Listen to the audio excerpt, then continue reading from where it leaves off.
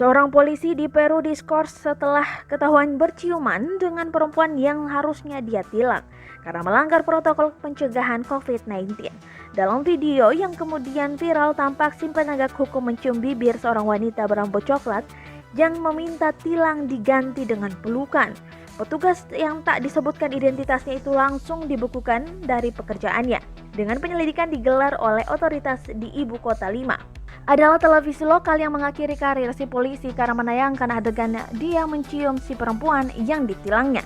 Awalnya wanita itu memberikan rayuan tatkala aparat itu menuliskan surat denda karena melanggar aturan pencegahan COVID-19. Sempat ragu-ragu dengan tawaran si wanita, penegak hukum itu kemudian berubah pikiran dengan mendaratkan ciuman di bibir. Setelah tayangan itu viral, pemerintah distrik Miraflores di Lima memutuskan bahwa polisi itu diskors demi kepentingan penyelidikan.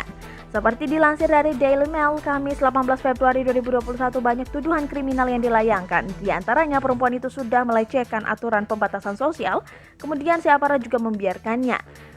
Anggota itu malah menurunkan maskernya ketika mereka berciuman, kecam Rodriguez.